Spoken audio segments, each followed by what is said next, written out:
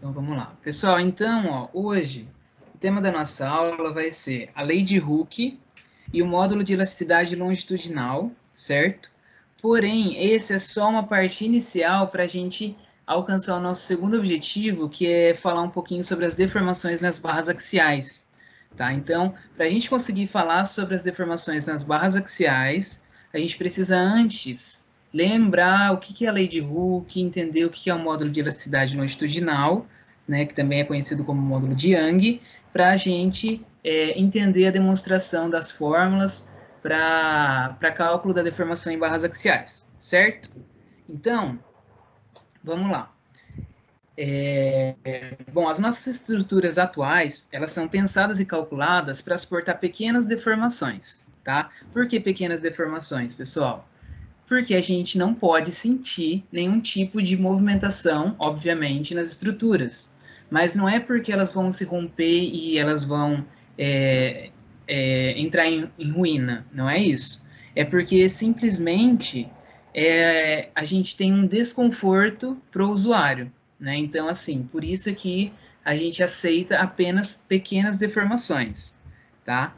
E essas pequenas deformações, assim como vocês já estão vendo lá com o Renan na disciplina de concreto, elas seguem algumas normativas, né, que é tanto a norma para estrutura de concreto armado, quanto para a norma de estrutura de aço e para a norma de estruturas em madeira, certo? Então essas normas, na verdade, elas estão todas pautadas numa mesma lei, né, da física, que envolve aí essa coisa da lei de Hooke e do módulo de elasticidade, que a gente estuda desde lá, acaba estudando desde lá das disciplinas de física e tudo mais, e agora a gente traz de forma aplicada para as disciplinas específicas, tá? Então, o que acontece? Essa essas tensões, né, que elas acabam não gerando deformações muito grandes, elas não ultrapassam o trecho retilíneo do diagrama de tensão-deformação. Tá? Então, aqui a gente tem um diagrama de tensão-deformação. Vocês já chegaram a ver isso durante o curso, e agora eu estou retomando com vocês, certo? O que significa esse diagrama de tensão-deformação? Significa que ele tem alguns trechos, certo? Então, a gente tem aqui, ó, um trecho inicial. Deixa eu pegar a canetinha. Então, a gente tem um trecho inicial, que é esse trecho que a gente tem uma reta, né, ou algo próximo de uma reta. A gente tem também esse segundo trecho, que é o trecho do escoamento. Esse terceiro trecho, que é o trecho da recuperação da deformação. E aqui é o quarto trecho, que é o trecho da estricção. Né? Vocês lembram o que é a estricção? É quando, por exemplo, vamos supor que eu tenho aqui uma barrinha, tá? E aí essa barrinha, ela passa a ser tensionada. Então ela tem uma força aqui para cima e uma força aqui para baixo. Conforme ela vai sendo tracionada, vai acontecendo o desenho desse gráfico, certo? Então, daí ela vai gerando uma deformação. Então, essa parte aqui, ó, dela vai aumentando, né? Vai se deformando. Até chegar num ponto que essa deformação, ao invés dela ser aqui nessa direção, ela começa a fazer o quê? A ter uma redução na seção transversal. Né? Então, a seção transversal ela começa a ficar com gargalo, né? Cada vez menor. Então, essa é o momento da estricção. Tá? Eu estou falando tudo isso só para relembrar vocês esse gráfico, esse diagrama de tensão-deformação, certo? Mas hoje a gente vai se concentrar nessa região, tá? Por quê? Porque é a região de deformação, né? Então aqui a gente tem o eixo de deformação, e essa é a deformação que a gente permite que as nossas estruturas tenham para que não ocasione nenhum tipo de desconforto para o usuário. Né? Porque se a gente perceber, o que a gente tem aqui ó, nesse final? A ruptura. Né? Então, a tensão de ruptura é essa aqui. Ó, tá? Só que antes de passar pela tensão de ruptura, ela passa aqui pela tensão última, que é a tensão máxima que o meu material suporta. Então, o que acontece? Ao chegar a essa tensão última, eu tenho a minha máxima tensão. Quando eu chego aqui, ó, na minha tensão de escoamento, eu não estou nem perto de chegar da minha tensão última, né? Então, eu tenho toda essa diferença de tensão aqui, ó, para alcançar ainda, certo? Então, quando eu calculo nessa região, não é porque se ultrapassar essa região vai romper o meu material. É simplesmente porque eu não quero ocasionar um desconforto do meu material, né? Se a gente for reparar aqui, ó, no eixo da tensão, o que eu tenho? Ó, da tensão não, da deformação. Até esse ponto aqui, eu tenho uma deformação muito pequena, que é desse tamanho aqui. Se eu continuar até a minha ruptura, olha o tamanho da deformação, todo esse espaço, certo? Então, eu considero para a minha estrutura, para efeito de cálculo estrutural, aqui nessa região de deformação pequena, certo? Até aqui tudo bem? Tranquilo, Tudo bem? professor? Tranquilo? Então, Tudo bem, professor. então vamos lá. Então, olha lá, pessoal, a região com deformação que é correspondente à tensão de escoamento é ela que define quando o material deixa de ser dúctil, ou quando o material deixa de ser elástico e ele passa a ter um comportamento plástico, né? Então, o que significa isso? Se eu estou aqui, ó, na minha tensão, depois dessa parte do meu gráfico, depois desse ponto do meu gráfico, aqui meu material ele tem comportamento plástico, ou seja, a deformação que ele vai sofrer não retorna mais. Então, eu não tenho nunca mais o material que eu tinha no início, certo? Então, daí o que acontece? Se eu permanecer antes dessa região, se eu tirar essa tensão, o que vai acontecer? Eu retorno para o meu material original. Então, eu não tenho perda nas propriedades do meu material, certo? Então, a tensão de escoamento, ela limita esses dois limites de materiais, tá? Então, ele deixa de ter um comportamento elástico e ele passa a ter um comportamento plástico.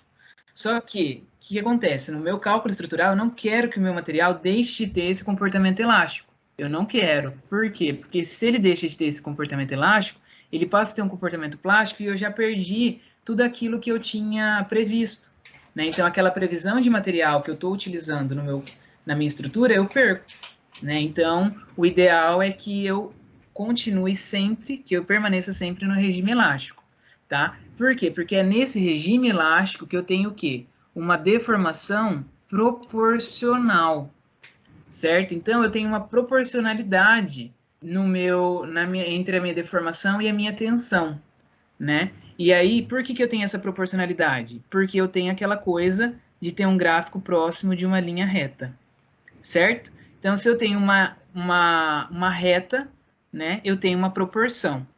Eu tenho como, se eu faço lá a equação da reta, o que eu tenho lá? Aí, como que é a equação da reta? Y é igual a ax mais b, não é? Y é igual a ax mais b. O que é esse meu a aqui?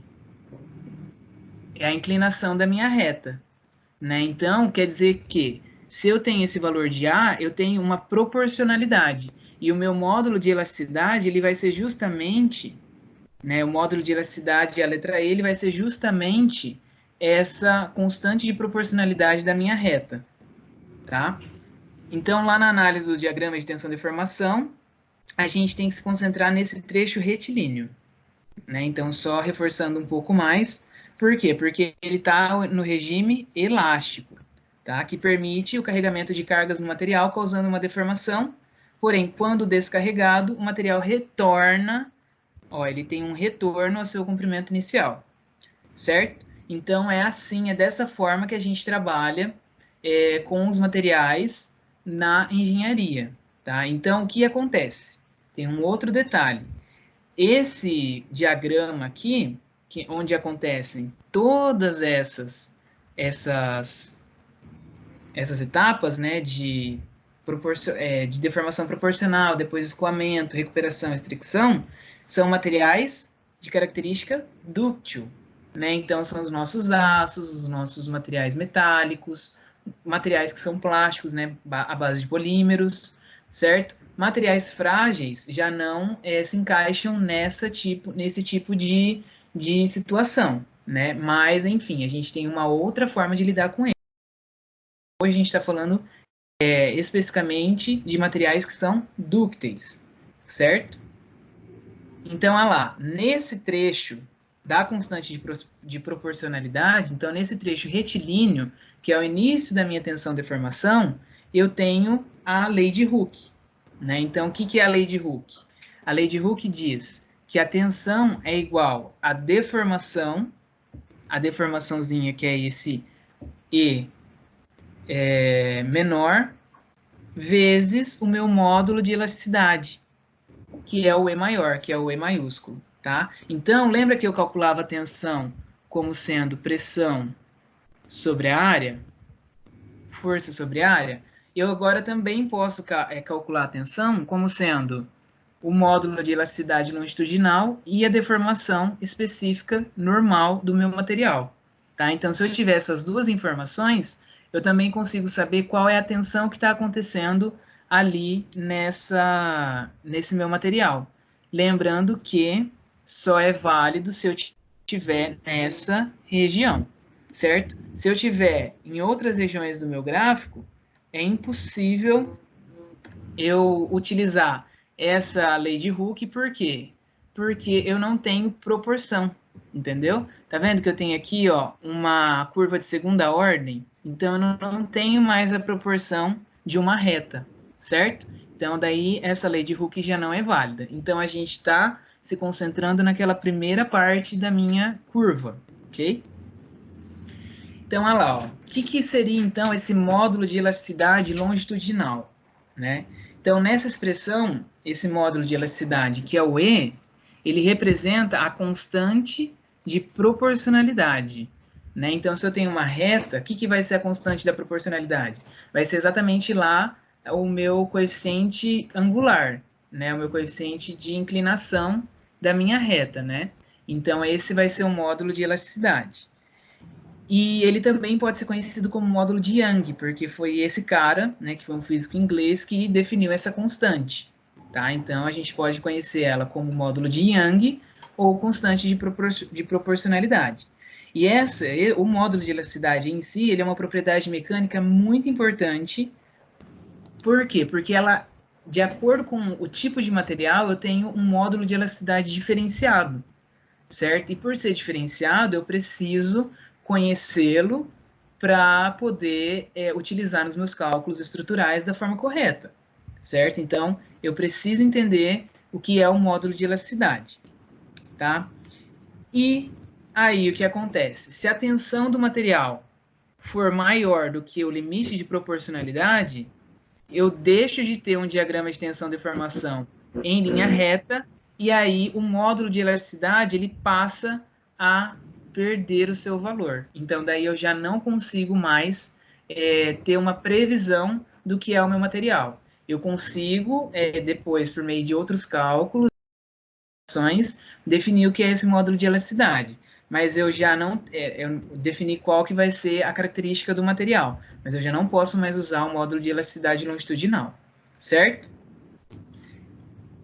Então vamos para um exemplo para a gente entender exatamente o que a gente está vendo aqui a respeito da lei de Hooke, a respeito do módulo de elasticidade, certo? Então, olha lá, ó, em um ensaio de tração para um aço liga, né, que é uma liga de aço, resultou o diagrama de tensão-deformação mostrado na figura, que vai estar no próximo slide. Dessa forma, vamos determinar o módulo de elasticidade e a tensão última e a tensão de ruptura, certo? Então, aqui, ó, o gráfico de tensão-deformação que a gente tem é esse, tá? Então, ó, qual que é o gráfico aqui? É esse que sobe, ó, esse que sobe, e aí depois ele entra numa região de escoamento, uma região de recuperação e a região de estricção, tá? Então aqui a gente tem as quatro regiões, tá? Então é um material dúctil, certo? Só que aí o que acontece? Aqui tá vendo que eu tenho uma região muito apertadinha? Então essa linha aqui, ó, essa linhazinha representa essa linha que está bem inclinada aqui, certo? Então, deixa eu apagar. Então, aí o que acontece? Tá vendo que eu tenho esse triângulo, esse pequeno triângulo aqui? Isso me indica que a inclinação dessa reta é o meu módulo de elasticidade, certo? E aí, através dessa inclinação, eu consigo saber, eu consigo calcular quem que é o meu módulo de elasticidade, certo? Para isso, como aqui nessa região é válida a lei de Hooke, o que é a lei de Hooke? É a lei que diz que o meu módulo de elasticidade vezes a minha deformação me dá a tensão. Então, o que eu faço? É só eu pegar o valor aqui, nesse ponto aqui, em qualquer ponto conhecido, tá? Então, qualquer pontinho que eu pegar dessa reta aqui, vai ser um ponto conhecido. E aí, desses pontos, eu consigo tirar quais informações? A de deformação e a informação de tensão, tá? Então, aí eu tenho aqui, ó, a tensão e eu tenho a deformação. Quem que eu descubro? O meu módulo de elasticidade, certo? Ah, mas eu conheço um ponto aqui na curva. Opa. Um ponto aqui na curva. Eu posso usar para achar o módulo de elasticidade? De jeito nenhum. Por quê? Porque eu já saí da minha região retilínea. Eu estou numa região já de segunda ordem, então eu não posso utilizar essa região para calcular um módulo de elasticidade. Então, o módulo de elasticidade, ele só pode ser calculado aqui na região retilínea, tá? Então, ó, o ponto A, qual a informação que ele me dá? Ele ainda está na região retilínea. Ele está no final, mas ele ainda está na região retilínea, então tudo bem. Então, ele me dá aqui, ó, que a minha tensão é 345 MPa e que a minha deformação é essa de baixo aqui, ó, 0,0016. Tá? Se vocês repararem, a gente tem duas escalas que começam no 0,03 e vai até o 0,22, que seria a escala para essa curva aqui, ó. Né? Então, é uma escala menor. Só que depois, como a gente pegou essa curvinha aqui, essa retinha aqui, e transpassou ela para cá, o que aconteceu? Eu pude ver com uma escala um pouco maior quais são os valores aqui, tá? Então, para esse ponto A, qual que vai ser a tensão? Espera lá. Então, para esse ponto A, a tensão é 345 e a deformação é aqui, ó, 0,0016, tá? Então, daí, se a gente for colocar na nossa fórmula aqui da tensão, a gente isola o módulo de elasticidade.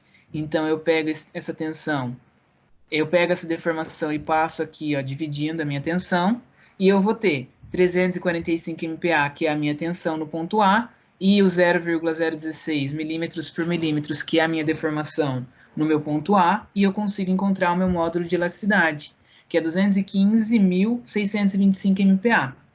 Como ficou um número muito grande, e ele tem uma ordem dessa mesmo, muito grande, principalmente os materiais que a gente usa na construção civil, então a gente pode colocar ele em gigapascal, ao invés de manter em megapascal. Né? Então é só dividir por 1000, e aí eu vou ter o meu valor em gigapascal, certo? Então, com isso, eu consegui definir qual que era ali o meu módulo de elasticidade, certo?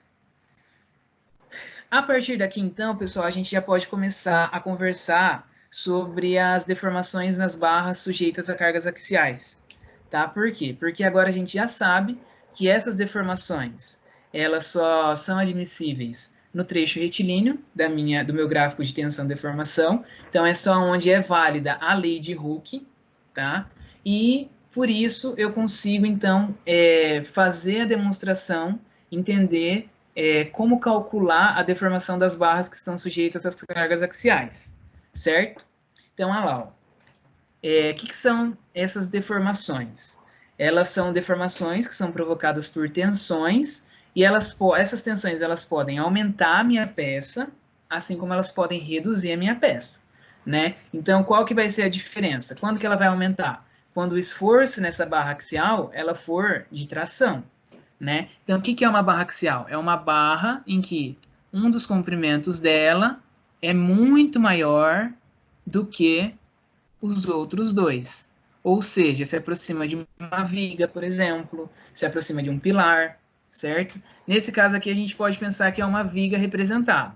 Então, eu tenho aqui um esforço, se eu tiver um esforço de tração, eu vou estar puxando esse meu material, ou seja, tracionando. Então, a deformação dele vai ser para aumentar o meu material. Se eu tiver com uma força de compressão, que é o contrário, então, ó, imaginem que essa força aqui, na verdade, ela é de compressão, né? Então, ela tá aqui, ó. Ih, caramba. Imaginem que essa força, ela é de compressão, né? Então, eu estou empurrando o meu material, né? Então, se eu estou empurrando o meu material, eu estou comprimindo o meu material, então, por isso, eu vou ter uma diminuição do comprimento, certo? Então, obviamente, esse tipo de situação, ela está no nosso dia, no nosso dia a dia, no cotidiano da engenharia, principalmente os engenheiros que trabalham com essa parte do cálculo estrutural, certo? Então, por exemplo, se a gente tem uma treliça, o que vai acontecer? Uma treliça numa cobertura. Vocês lembram que a treliça ela só tem forças de tração ou compressão? Então, é um grande exemplo para a gente entender que esses esforços axiais, né, esses esforços normais em barras axiais, na treliça, elas são a única coisa que entra no cálculo. Tá? Então, se eu for calcular uma treliça, eu vou ter que pensar nas minhas deformações, porque todas são barrinhas axiais que estão sendo carregadas por um esforço de tração ou compressão. Tá? Então, é um exemplo aí em que a gente pode aplicar esse cálculo das deformações em barras axiais. Então, para a gente demonstrar como fazer esse cálculo, né, da deformação, a gente pode pegar essas três equações, né, equação 1, 2 e 3. Então, o que era a equação 1? É a equação geral de tensão, que é força sobre área. O que é a equação 2? É aquela tensão que a gente viu, aquela deformação que a gente viu na última aula, que era a deformação, a deformação do meu material mesmo em comprimento, né, a quantidade que ele se deformou, dividindo pelo comprimento inicial dele. Então, isso eu tenho a minha deformação específica, né? E depois eu tenho também a minha terceira fórmula que a gente viu hoje, que é a lei de Hooke, que vai me dar essa informação que eu posso calcular a tensão também, fazendo o módulo de elasticidade, que é o Ezão, vezes a minha deformação específica do material, que é o Ezinho, e eu consigo encontrar a minha tensão. Isso se eu tiver em qual região? Na região retilínea do meu gráfico de tensão e deformação. Tá? Então, utilizando essas três... Oi? Desculpa atrapalhar. Esse slide já está postado com as fórmulas? Não, vou postar. Ah, então beleza. Assim que terminar a aula, eu já posto para vocês. Tá, então tá bom, obrigada. Tá bom? Pessoal, então, continuando, qual que é a nossa intenção? O que a gente tem que encontrar aqui? A minha deformação, né? O que é a minha deformação dentre todas essas fórmulas? É essa letrinha grega aqui, esse delta minúsculo, né? Então, é nele que eu vou me concentrar. Então, juntando essas três fórmulas, fazendo algumas relações entre elas, eu vou ter que achar uma forma de calcular a minha deformação, certo? Então, como que eu vou calcular? Primeiro de tudo, a gente vai isolar a deformação específica, que é o que a gente quer achar, né? O delta. Para isso, eu vou pegar a equação 2 e vou isolar ela. Então, eu tinha aqui a minha equação 2, que a deformação específica é igual delta dividido pelo comprimento inicial da minha peça, e eu vou ter a deformação específica. Certo? Que vai ser... eu vou ter a minha deformação, que vai ser a deformação específica vezes o comprimento, né? Então, é essa fórmula aqui. Essa vai ser a nossa equação 4, tá? Depois disso, eu vou pegar a equação 1 e a equação 3 e vou substituir a equação 1 na equação 3, né? Então, essa é a minha equação 3. Aqui eu tenho o meu cálculo de tensão. Tensão não é força sobre área? Então, eu substituo aqui por força sobre área. e aí eu vou isolar minha deformação específica, que é o Ezinho, e aí eu chego nessa fórmula aqui, ó, que é a força dividido, a deformação específica ela também pode ser calculada pela força, dividido pela área da minha seção, vezes o módulo de elasticidade daquele material. Tá? Então, eu também posso calcular a minha deformação específica por essa relação, ok? E aí, a partir dessa relação, eu vou, que é essa relação, que é a minha equação 5, eu vou pegar e substituí-la na equação 4. Né? Então, eu tenho aqui, ó, que a minha deformação vai ser a deformação específica vezes o comprimento inicial da minha peça, só que a equação 4, ela me diz exatamente que a deformação específica, ela é a força dividido pela área vezes o módulo de elasticidade. Ou seja, se eu multiplicar a força dividido pela área vezes o módulo de elasticidade vezes o meu comprimento, o que, que eu tenho? A minha deformação específica. A minha deformação total da peça. Certo? Então, o que, que vai acontecer? Se eu tiver o carregamento, né, que é o meu esforço que está sendo aplicado na minha seção, se eu tiver o comprimento dessa minha barra axial, se eu tiver a área da seção transversal desse material e o módulo de elasticidade desse material, eu consigo fazer o cálculo da deformação total desse material, certo? Então, essas informações que estão listadas aqui são informações que a gente tem facilmente no momento em que a gente está fazendo um projeto estrutural, né? E por ter facilmente esses valores, eu consigo saber exatamente a deformação que o meu material está sofrendo, né? E se eu sei qual é a deformação que a norma permite, eu vou saber se a minha deformação ela está exagerada ou não, certo? Então aí com isso eu consigo saber se eu vou ter que aumentar a minha área, se eu vou ter que melhorar o meu material, né? Que se a gente for reparar aqui, ó, o que que acontece? A área ela é inversamente proporcional à deformação, ou seja, quanto maior a área que eu tenho de seção transversal, menor é a minha deformação. Da mesma forma, se eu tiver um material que tem um módulo de elasticidade melhor, ou seja, se for um material mais resistente, como ele também é inversamente proporcional à minha deformação, quanto melhor o meu material em relação ao módulo de elasticidade, menor vai ser a minha deformação, certo? Então, com isso, a gente consegue facilmente trabalhar aí com o dimensionamento dos meus elementos, lembrando que são elementos que, na verdade, são as nossas barras axiais. Né? Então, as nossas vigas, os nossos pilares, eles podem ser interpretados como barras axiais. Se eu estiver calculando uma laje, por exemplo, uma laje ela já não é considerada uma barra axial. Né? Por quê? Porque ela tem duas dimensões muito maiores do que uma. Então, ela já não se encaixa como uma barra axial. Então, daí eu tenho uma outra forma de calcular essa deformação de lajes. A não ser que eu entenda que essa laje, são várias barrinhas axiais. Certo? Professor, Mas isso... Oi. Desculpa interromper, eu peguei a explicação um pouco na metade. Os valores que nós vamos ter no exercício, referente ao módulo de elasticidade, eu tenho ele tabelado, eu consigo ele através de cálculo, como que eu consigo ele? Se você tiver o diagrama de tensão e deformação, você consegue calcular ele tirando ele do diagrama. Se Uhum. você não tiver o diagrama, você tem a opção de consultar tabelas. Por quê? Porque Ok. cada material ele já tem um módulo de elasticidade pré-definido. Obviamente que por ser, principalmente se ele for de origem natural, por exemplo, a madeira, ela vai ter uma certa variação, né? Mas se for um material, por exemplo, como o aço, ele é industrializado, então ele tende a ter um controle muito maior e aí por isso ele tem um módulo de elasticidade tabelado muito mais confiável, né? Mas existem as tabelas, sim, e a gente pode consultar elas.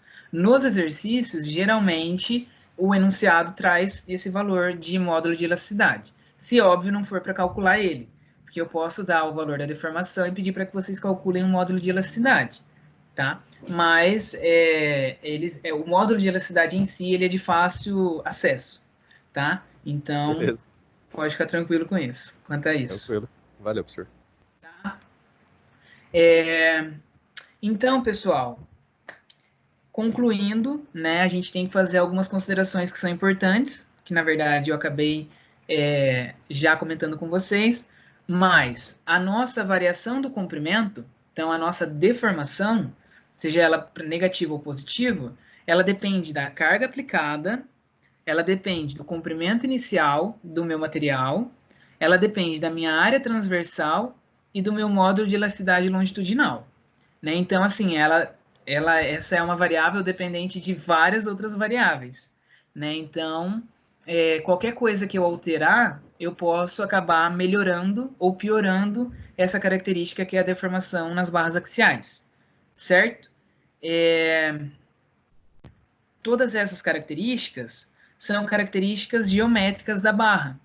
Né? Então, o módulo de elasticidade, a área, o próprio comprimento, são todas propriedades geométricas desse material, né? Que eu tô desse material no sentido dessa barra, né? Então é de fácil acesso, certo? Então, no fim das contas, a gente pode ter esse resultado como um resultado positivo, então eu posso ter um aumento, né, na deformação, pode ter uma deformação positiva. Por quê? Porque a minha força pode ser de tração. Lembra que tração a gente considera como uma força positiva? Então o valor do meu P vai ser positivo, se for uma força de tração. Só que esse resultado ele também pode ser negativo. Por quê? Eu posso ter uma diminuição do comprimento. E aí essa diminuição é causada por uma força de compressão. E a compressão é negativa. Então aí ele vai trazer um resultado negativo. Certo? Então, só para a gente saber quais são os possíveis resultados. Tá, uma outra coisa. Eu posso ter uma barra só?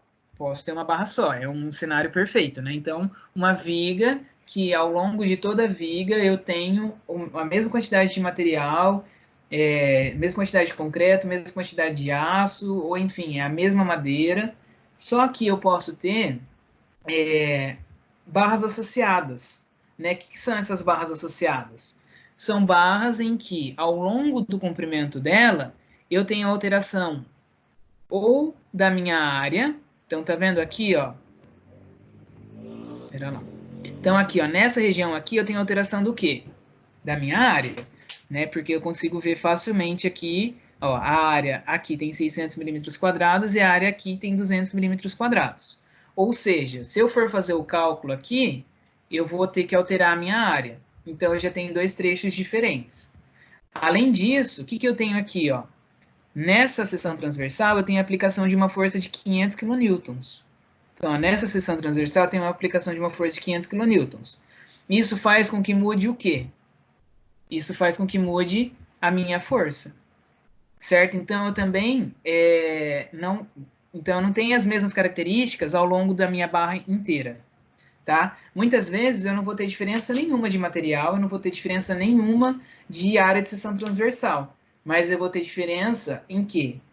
Na minha força aplicada. Então, lembra quando a gente fazia os diagraminhas lá de força normal? Que em determinada região eu tinha uma determinada força, em outra região eu tinha uma força um pouco menor, em outra região eu tinha uma força negativa, né? Então, essa aqui é um diagrama de força normal em quilonewtons. Lembra que a gente tinha isso?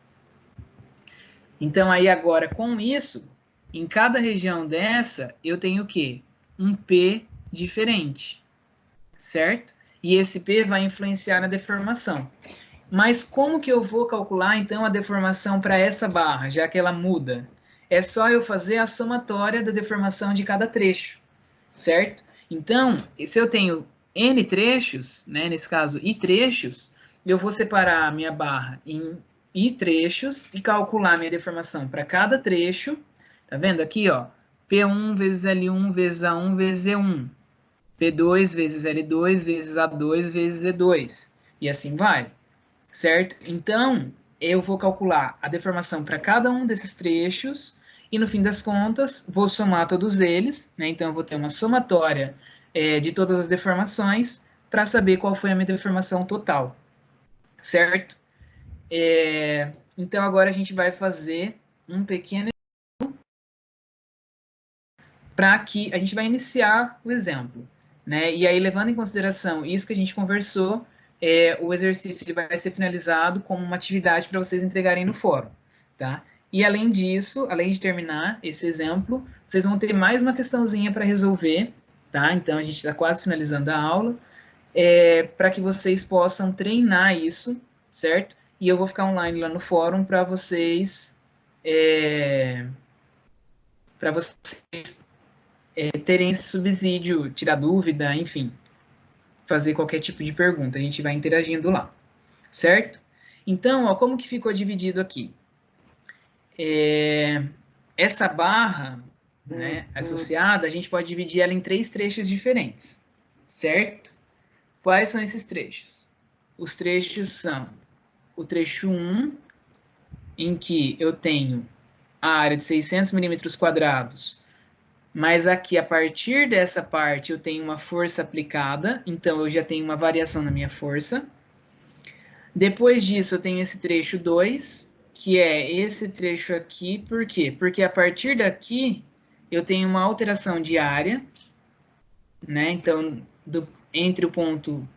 entre esse trecho BC e o trecho CD, eu tenho uma variação de área, e além disso, eu tenho o quê também? Uma variação de força, porque eu tenho uma força aplicada. E depois eu tenho esse terceiro trecho aqui, que eu tenho uma área de 200 milímetros quadrados, mas eu não tenho variação nenhuma na força, né? Eu teria uma variação se a minha força fosse aplicada, tivesse uma força aplicada aqui, mas eu não tenho, tá? Então, eu divido essa barra em 3 trechos, certo? Aí, o que vai acontecer? Para cada uma dessas barras, eu vou ter uma força P diferente aplicada, certo? Então, como que eu vou fazer esse cálculo? Eu vou começar aqui pelo terceiro trecho. Por quê? Porque aqui eu tenho só uma força de 200 kN tracionando esse trecho, né? Então, deixa eu apagar aqui. Então, ó, esse trecho CD, vamos interpretar aqui, ó. Ele já está desenhado aqui. Então, ó, esse é o trecho CD, certo? Por que ele está pela metade aqui? Porque eu pego uma seção transversal bem no centro dessa região para não ter erro, tá? Então, eu pego aqui para representar didaticamente para vocês que a minha força nessa região vai ser a força que está agindo em uma seção transversal desse trecho. Qual que é a força que está agindo aqui? Qual que é a minha P3? Minha P3 vai ser 200 kilonewtons, certo? Por quê? Porque eu tenho essa força aqui e ela está em equilíbrio, né? Então, é só eu fazer esse cálculo, tá? Aí, o que vai acontecer? Essa força, ela é positiva ou negativa? Como ela está puxando a minha peça, então ela é positiva, certo? Então, eu sei que é uma força de tração. Então, se eu tenho o valor de P, eu tenho o valor de A, né? Deixa eu só apagar aqui. Eu vou colocar aqui em cima. Ó. Eu tenho o meu valor de P.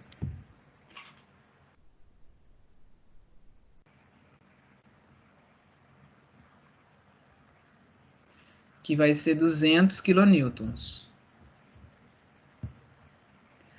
Eu tenho o valor de A, que é 200 milímetros quadrados.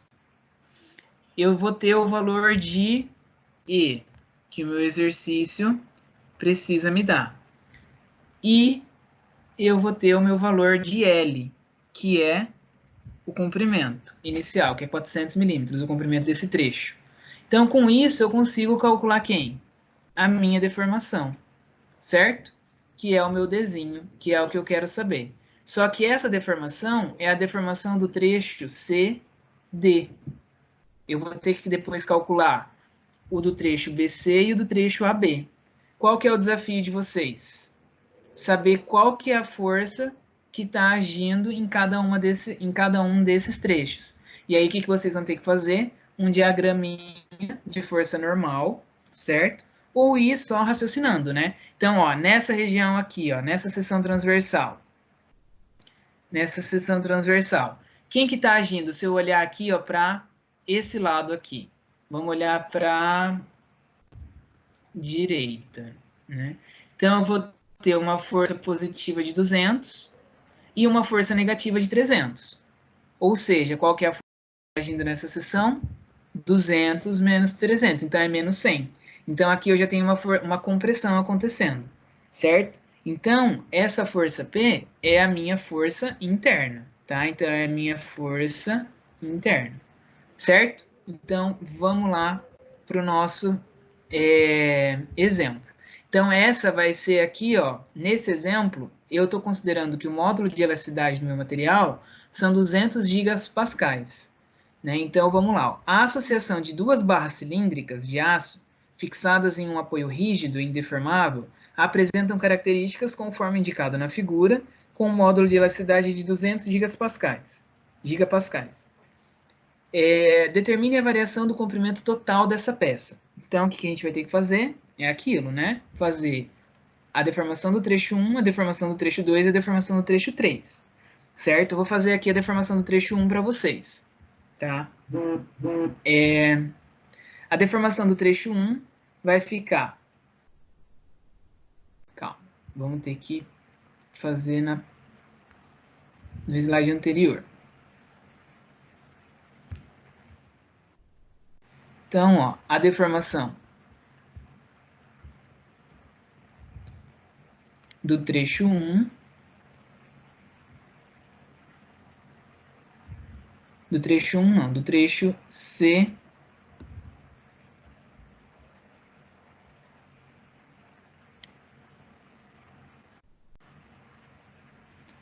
do trecho CD. Eu vou ter o quê? A minha força P, que é 200 kN, então eu tenho que colocar em newtons, né? Então vai ser 200 vezes, qual que é a fórmula? Vezes o meu comprimento inicial, que é 400 milímetros. Isso dividido pela minha área, que é de 200 milímetros quadrados, vezes o meu módulo de elasticidade, que ele falou aqui, que é 200 gigapascal. Só que eu tenho que colocar aqui na fórmula em MPa. Ou seja, 200 mil gigapascais. 200 mil MPas, que é megapascais. Certo? Então, o que vai acontecer? Ao fazer esse cálculo, eu tenho aqui que a minha deformação é 200 mil vezes 400, dividido por 200 vezes 200 mil. Então, a minha deformação nesse trecho é de 2 milímetros, certo? Pessoal, por que eu tenho que trabalhar com newton aqui na minha força e com milímetro? Porque aqui, ó, nos 200 mil, eu coloquei em MPa. Então, meu módulo de elasticidade ele tem que ser em MPa, minha força tem que estar em newton, meu comprimento tem que estar em milímetro e minha área tem que estar em milímetro, certo? Se eu quiser trabalhar com outras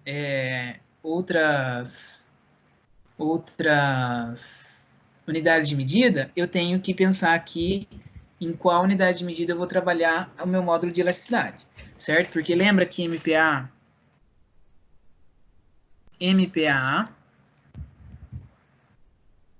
é o que? Newton por milímetro, certo?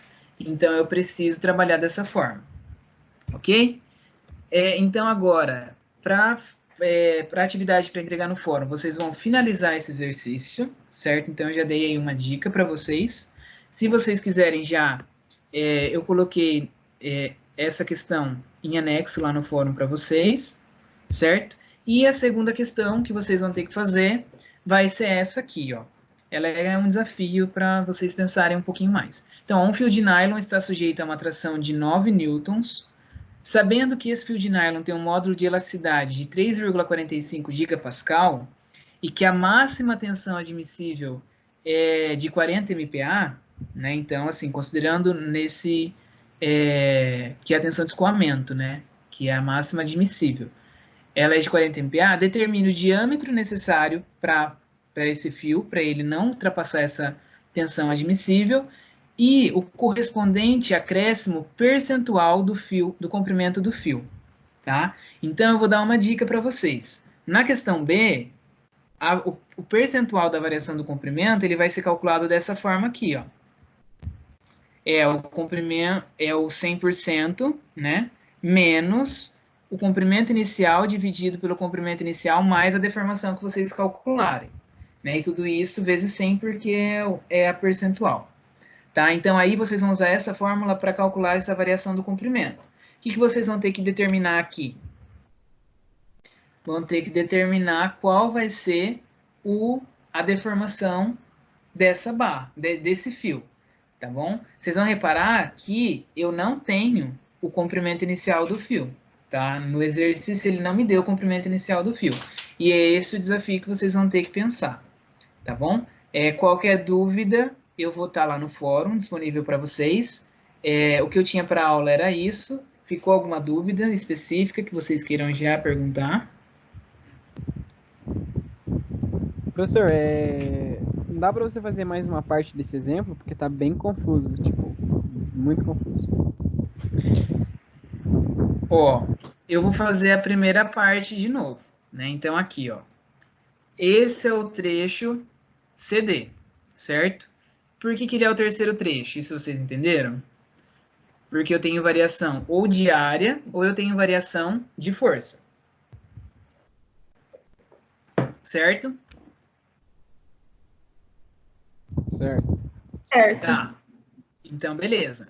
Então, aí nesse trecho, a deformação vai ser a força desse trecho, que nesse caso é o 200 kN, porque é a força 3, né? Então, eu coloco 200.000 vezes o comprimento inicial dessa barra, que é 400, né? E aí eu tenho que pegar o comprimento só do trecho, né? Dividido pela minha área, a área do trecho, que vai ser 200 milímetros quadrados, mais o meu módulo de elasticidade, que o exercício trouxe, que é 200 gigapascal. Então, como é em giga, né, de giga para mili, eu tenho que multiplicar por 1.000. De giga para mega, eu tenho que multiplicar por 1.000, certo? Então, aí eu tenho 200 megapascais. Aqui não é um mais, é um vezes. Certo? Então, aí... Só uma dúvida na continuidade, na realidade. Tipo assim, no próximo cálculo da deformação. Tá. Ali ele coloca como segundo, certo? A segunda parte ou segundo pedaço do trecho completo. Da barra Isso. completa. Isso. Duas perguntas, na realidade. Por que ele tá pegando do meio e... Tipo, do meio do trecho, entende? Uhum. E... Então, basicamente, por exemplo, esse delta seria delta BD ou não? Nada a ver. Essas duas perguntas. Não, é isso. Então, ó, a primeira pergunta. Por que tá pegando didático? Para ficar didático, certo? Eu poderia pegar um pouquinho mais para a esquerda? Poderia. Por quê? Porque vai ser a mesma força. Entendeu? Então, por questão de didática.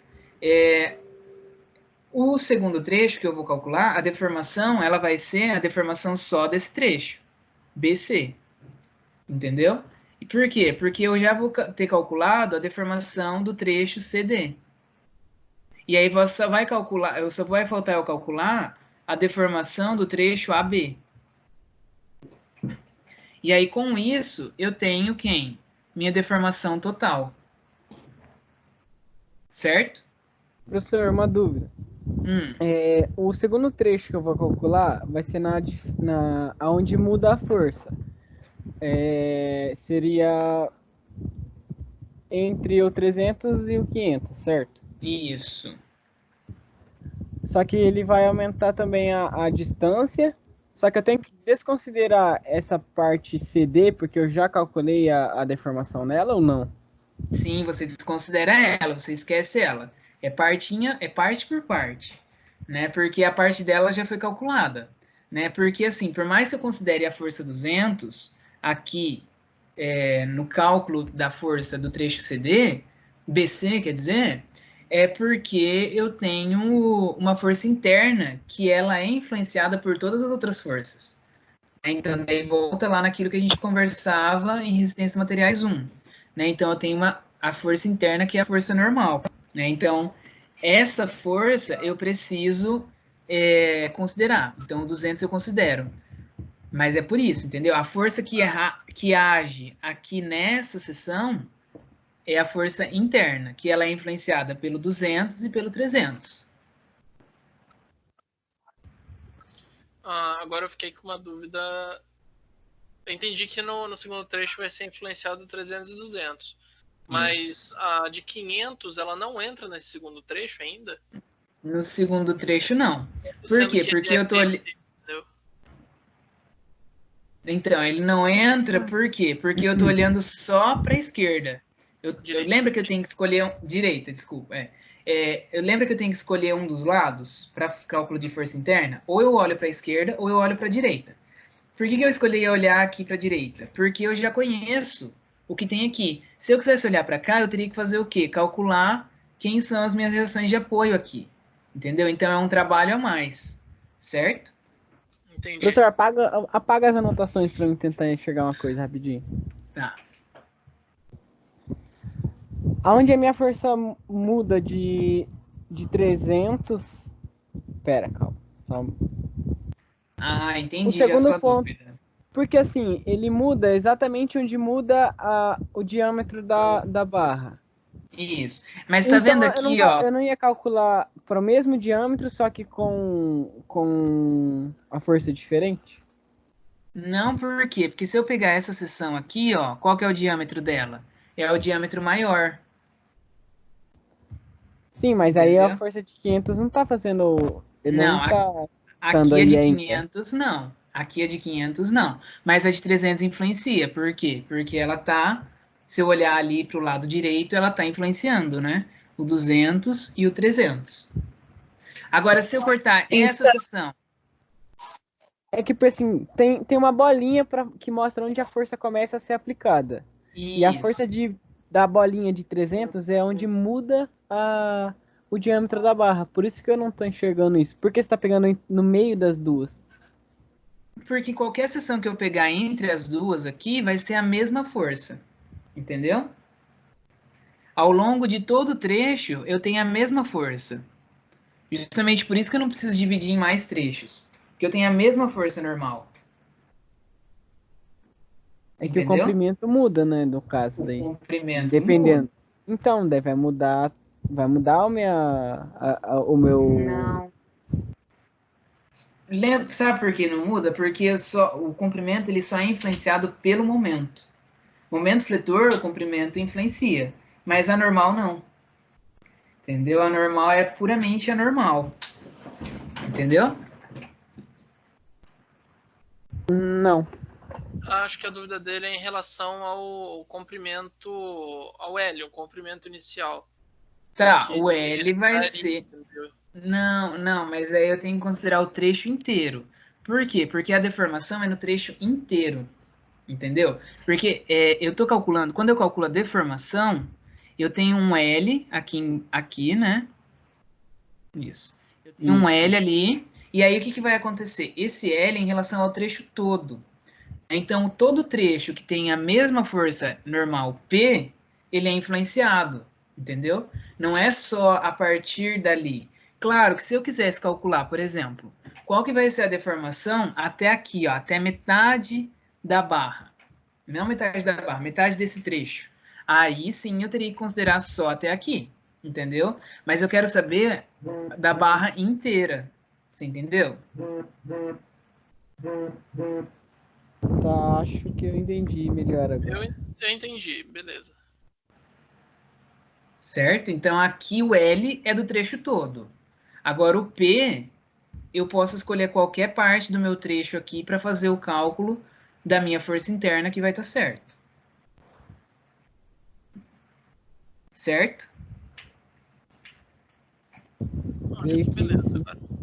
Enviem no fórum até onde vocês conseguiram chegar, tá? Não deixe de enviar. beleza? Para poder contabilizar a participação de vocês no horário da aula, tá? E aí o que acontece? Quem não conseguir resolver até lá, manda o que conseguiu, porque daí eu já vou dar uma olhada hoje mesmo. E o que não conseguiu, manda depois do horário, que aí tem até as 24 horas para entregar, certo? Beleza. Beleza, professor. Bom, Tá, tranquilo. pode falar. Não, eu tava pensando em outra coisa. Fica tranquilo, tá tudo Tá certo. bom. Então, beleza, pessoal. É isso a nossa reunião. E a nossa reunião, não, a nossa aula, né? E aí a gente se fala lá no fórum, então. Tá bom? Tá bom, boa noite. Tá bom, professor. Boa noite. Então tá bom. Até mais. Boa noite. Boa noite.